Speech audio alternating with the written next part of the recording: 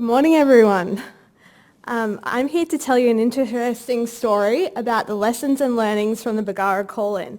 I hope the presentation gives you an insight into the process we followed during the course of the call-in and the lessons that we learnt, which are very important, all of which I think tell an incredibly important story.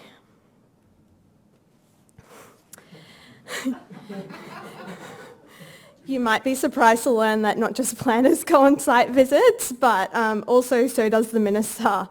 This photo was taken when Kerry and the Minister visited the site in their matching hats. It's taken on the site, and in the background there you can see Bargara Beach. It was already, the call-in was already in motion.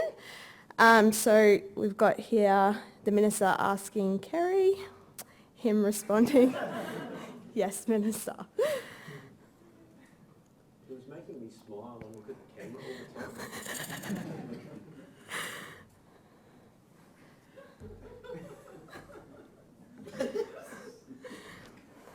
the time. In its local setting, the development subject of the call-in was already quite a high-profile development that was contentious within the community.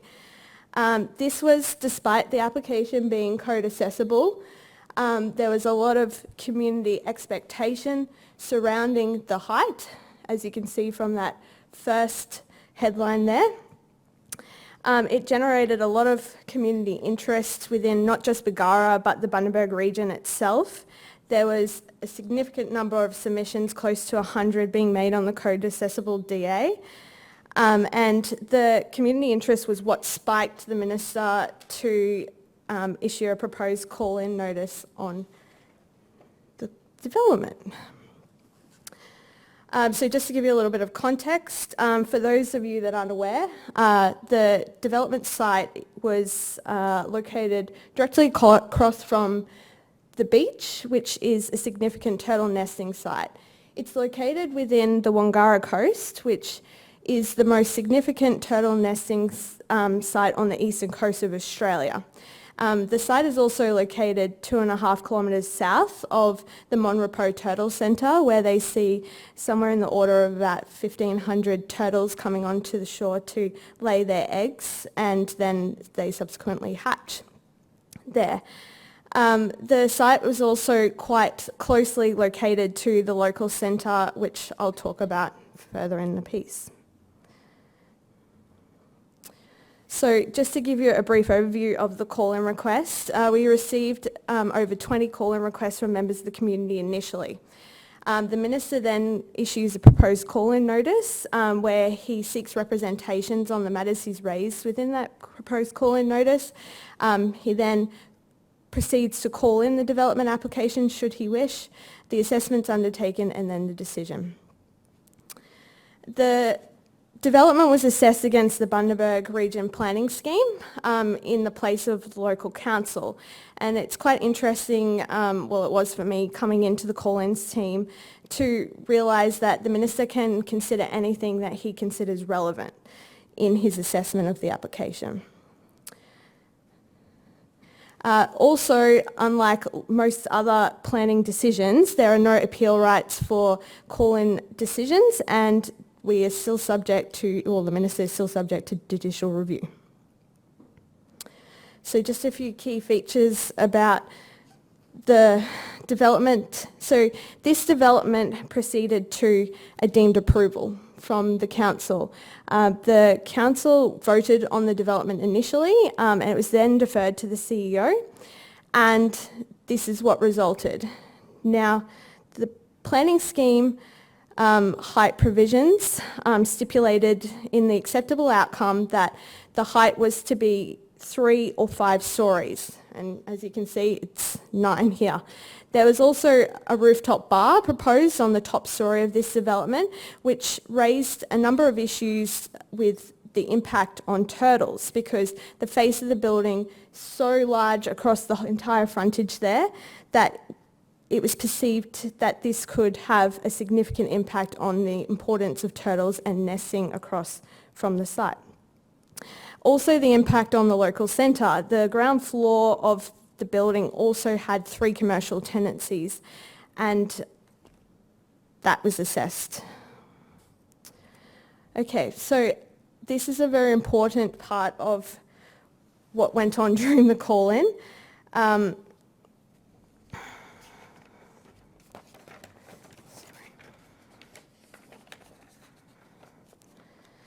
As most of you would have heard under the DA rules, which came in with the Planning Act, that statutory weight was given to further advice notices. This was not available under the Sustainable Planning Act, and the Minister was able to use it as part of his toolbox to raise issues with the applicant earlier in the piece. 2 of the issues that were raised that were very significant was the strong language that was raised here in this item of the further advice notice relating to the building height. As I said, it was the deemed approval provided for 9 stories, whereas the acceptable outcome said 3 or 5 stories. So the Minister's language indicated to the applicant that they should amend their proposal to be of a height and scale that was compatible with the surrounding area. The further advice notice also raised issues surrounding the lighting impacts on turtles. This was given particular weight because the level of risk to turtle nesting, given the proximity of the site and the design specifications that were missing as part of the development. So in the planning scheme there was provisions surrounding turtle lighting. There was just one provision relating to that, and the applicant hadn't provided anything to address that. They wanted to defer it as part of subsequent approvals, so this was raised initially. The further advice provided for iterative redesign, which happened through a series of meetings that the department held with the applicant and their project team, which were in confidence. It saw the development go from the initial 9 stories down to 8 at one point, then reduced down to 7 with partial 6 at 5 stories. You can see in that second image there that the commercial tenancies on the ground floor were gone as part of this, and that the rooftop bar was also gone. And this is what ended up with a partial 6-story on the front, 5 fronting the esplanade and 6 at the back. This facilitated open and ongoing conversations with the applicant, which meant that the team was able to get confidence from the Minister's office that they were comfortable supporting this proposal, and that the discussions also allowed the applicant to have a viable project for them. This was also informed by a number of key specialists. The department engaged a sea turtle expert, urban designer and architect, and an economic specialist. The visual analysis of the height was also assessed as part of the application. The visual analysis was one of the most effective communication tools for discussions with the Minister's office on changes through the process.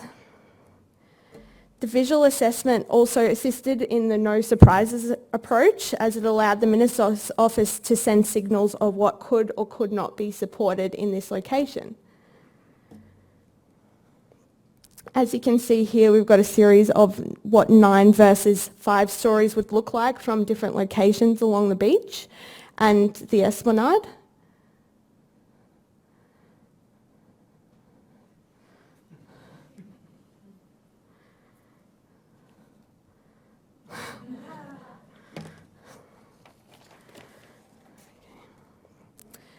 Now, this is what resulted as a part of all those ongoing discussions and the department's assessment.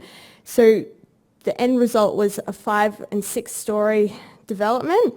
It reduced the scale and built form of the development as viewed from Bargara Beach through creating 2 discrete buildings as opposed to the original one, one of which was set on the esplanade but was the reduced height, and then the other building, rather than being right along that frontage, was pulled back 50 metres from the esplanade. The there was 2 and 3 story townhouses as part of the deemed approval, which remained at the back there of that tower, as you can see. There's also a number of limited window openings there, which will reduce the impact on turtles and the lighting that's emitted from internal and external lighting sources. Also, the addition of shutters and screens that are used and baffles so that the windows are deeply recessed behind solid building elements. There's also no ground floor commercial tenancies or the rooftop bar as part of this approval. So the reception to the Minister's approved development was very positive in terms of height and turtle-friendly design and lighting measures. A preeminent turtle specialist who's drafted the National Turtle Lighting Strategy for the federal government and who reviewed the turtle lighting strategy for the development said that this will be the first time a residential high-rise development has placed such a focus on lighting design for marine turtle protection, and the project should be recognised for setting a new benchmark. So a number of key learnings. The Minister had a strong rationale to call in the development in terms of him being able to have a meaningful involvement in the reassessment and redecision of deciding the development application and the approved development outcome having a real difference. In the numerous call-in requests the Minister received, it was also clear that the community was quite outraged that they weren't afforded the opportunity to be consulted on the development. So the Minister invited comments as part of this process, which gave the community their opinion on the development, and they were given weight to in the planning decision. Also, the importance of further advice. It was an invaluable tool to evolve the development, and it was given to the applicant quite early in the piece, so it allowed the development to jump between different designs rather than going from woe to go. The power of iterative design. So here, the iterative design, as I said, it evolves through the process, so everyone's aware of where the development's at, what's happening through the various stages in the discussions, and you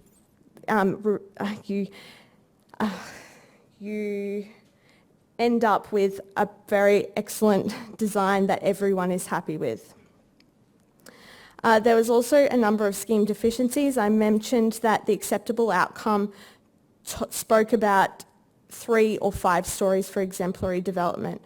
That was in the acceptable outcome. The performance outcome included what was compatible with the existing and intended scale of the surrounding area, and so this was subjective for applicants, and it created a lot of confusion, particularly amongst the community who expected that this development would be approved at 3 or 5 stories. This then resulted in collaboration between Planning and Development Services and the Bundaberg Regional Office, and this was very invaluable because it resulted in not only a very good planning outcome, but it resulted in more evolving, changing processes which better ongoing. And the TLPI and model code came out as a result of these discussions, which will be talked about in a later learning discussion. And then this is us on the site visit. So I just wanted to say that I personally found it to be quite an invaluable experience to be a part of, that the call-in,